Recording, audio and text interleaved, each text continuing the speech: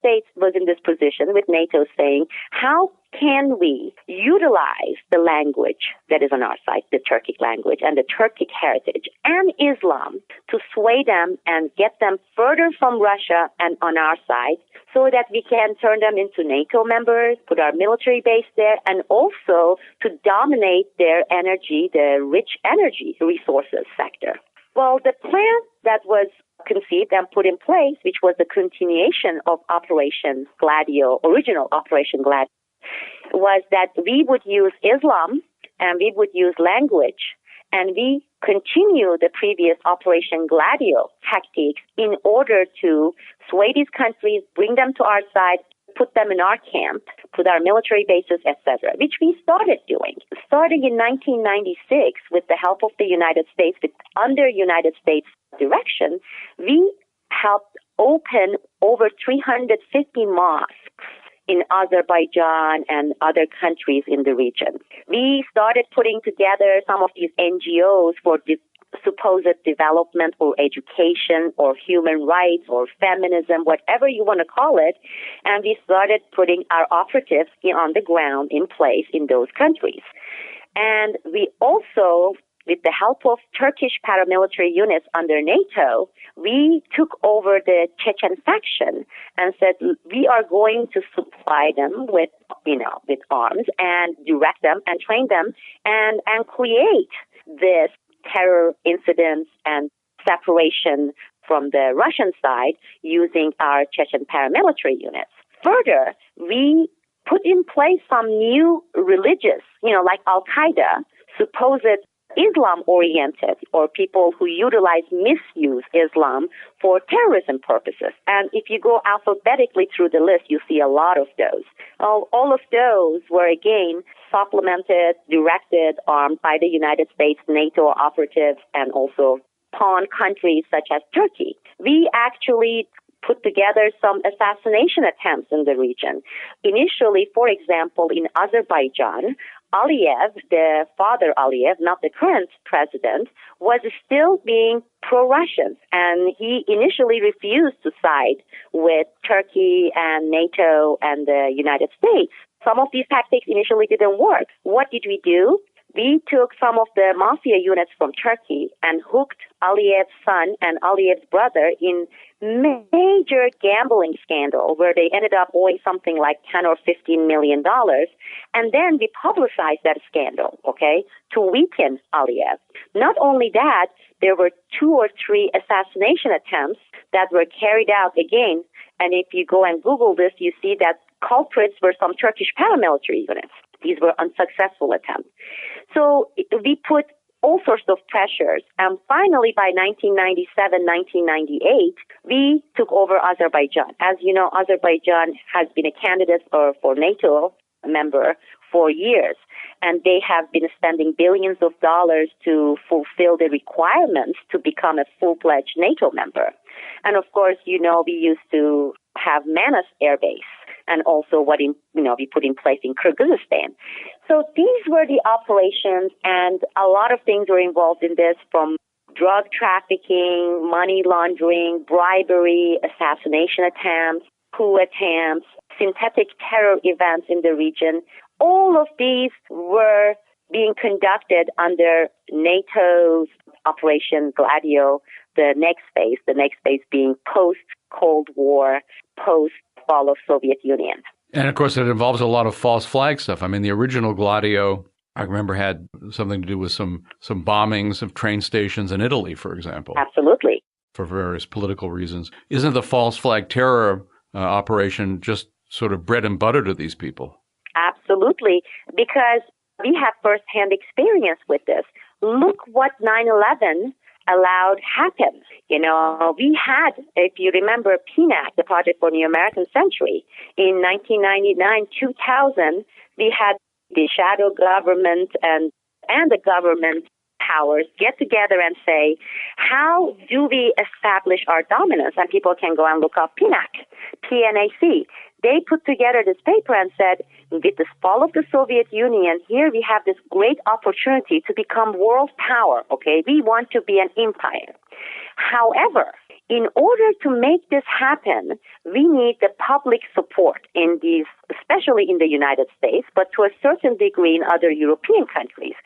See, because psychologically speaking, after the fall of the Soviet Union, suddenly you had this missing motivation for the government to expand for military-industrial complex expenditure, buying, investing trillions of dollars in weapons, because for almost half a century, those activities, those expenditures, those operations were justified by the fear-mongering that communists are out there, they are about to take over the world. And if we don't do this as the United States, they're going to come and take over. We're going to be invaded by the Russians. We're going to be invaded even by Cubans. So we have to stockpile all these weapons and nuclear weapons. And people said, okay, in the United States, they are so scary. Do what you must to protect us. Well, you remove that threat in 1991. You're looking at the people, the psychology of people saying, whew, that's great. Now that we don't have that big, bad, evil Soviet Union and the Cold War and communists to fight against, let's concentrate about some of the internal stuff, whether it's some of the things we are doing on education or, all sorts of other things, because we don't have that threat. Well, what would that mean for, let's say, the big corporations, military-industrial complex? Well, their bread and butter was the Cold War and the synthetic wars. And now we are in this situation for a brief period where we don't have that excuse to go and stockpile all these weapons, etc.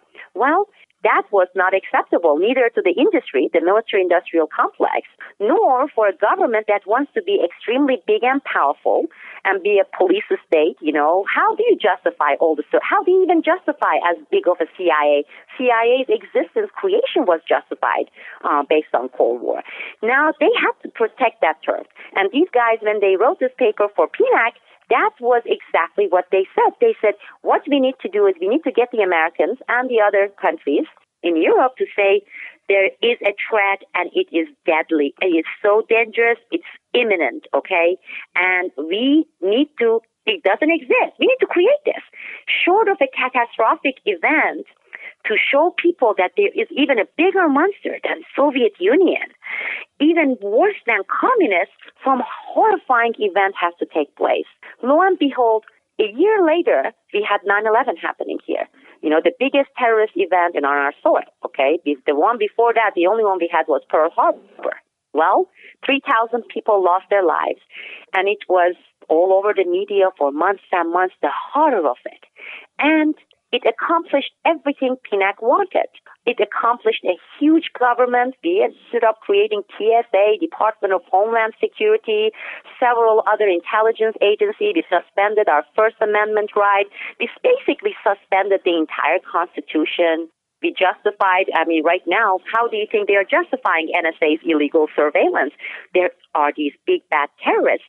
And we made that threat much bigger than even communists. See, because with the communists, with the Soviet Union, you could at least point to a country or countries and say, here's their power in terms of military power, here is their number, here's where they are, and say this is the enemy. With this, we created this invisible enemy that we could say they are all over the world. There may be hundreds of millions of them, there may be 3 of them. There is no way in this world for us to have an incident where we have the enemy eliminated. With the Soviet Union, the Cold War ended, boom, it went away, and it was a huge panic moment for the military-industrial complex and the big government. Now, why can't we create an enemy that could never, ever be eliminated? Because how could you point out and say, today we eliminated the last member of Al-Qaeda, Lew. So the war on terror officially ends today because we have eliminated Al-Qaeda completely. There are no Al-Qaeda fetuses in anybody's womb. Okay, we even eliminated those. Thus, as of today, everybody celebrate. We're going to eliminate Department of Homeland Security. We're going to end the surveillance because we have eliminated the terrorism and Al-Qaeda. That will never happen, right, Lew? Because we have this perpetual enemy and situation that we have created. It's invisible. It doesn't have a particular location or country. They are supposedly all over the world. And we don't even have anything to really measure the strength. The government says they can blow us up and we don't know if it's true or not. How could you prove something that doesn't exist? How do you prove that it doesn't exist and it doesn't exist? So this was, again, consistent with the Operation Gladio, the Stage B after the Soviet Union.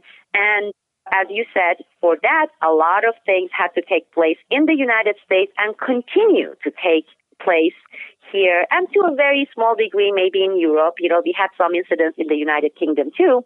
And if you look at the powers, the actors involved in Operation Gladio, post-Soviet Union, basically you're just going to see United States, United Kingdom, and that is the both Pentagon, and United Kingdom, and you have NATO.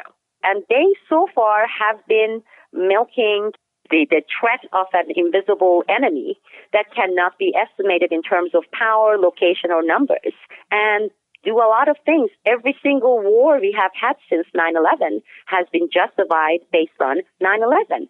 Everything has to do with the Islamic terrorism and Al-Qaeda. And again, they are invisible. As I always ask people, I say, if you read in the newspaper, they say, United States with the drone killed 20 Al-Qaeda members in Yemen. Nobody asks, how is it established that they are Al-Qaeda members? Because does anyone go after the fact, look at the bodies, turn over the corpses, take out their IDs? There it is. There's an ID here. It says, I'm an Al-Qaeda member. Here's my photo, and here's my Al-Qaeda number.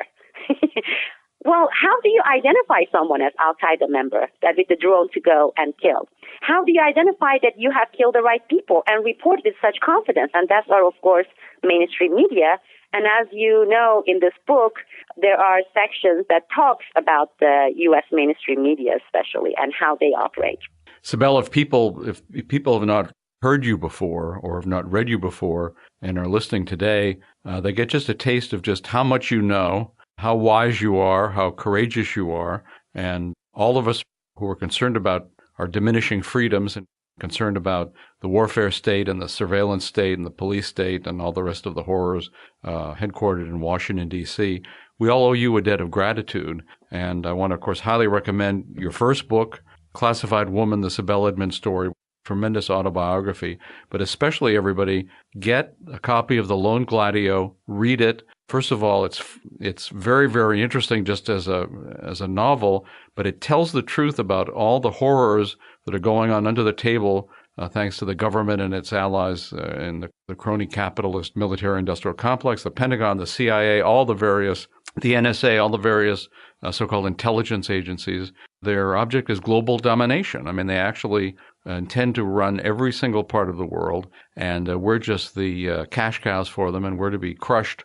If we say boo, that's what they like. So Sibel Edmonds is the kind of person who refuses to be crushed, won't be intimidated, tells the truth, alerts Americans who have the brains to listen to her about the things that are going on. So get a copy of The Lone Gladio, get a copy of Classified Woman. Sibel, thanks so much for everything you're doing. Thanks for coming on the show today. And all I can tell you is just keep it up.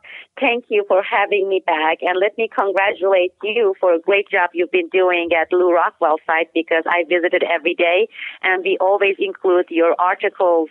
And there are so many of them that are on exact same issues that we just discussed in our news roundup, which we do several times a week, because they all address the whole issue of the imperialism and also the issue of the police state, the national security state, and a big government that is there not for the interest of the people. So thank you very much for all you do, and thanks for having me on again, Lew. Thank you, Sibel. Bye-bye. Have a good day. Bye-bye. Well, thanks so much for listening to the Lew Rockwell Show today. Take a look at all the podcasts. There have been hundreds of them. There's a link on the LRC front page. Thank you.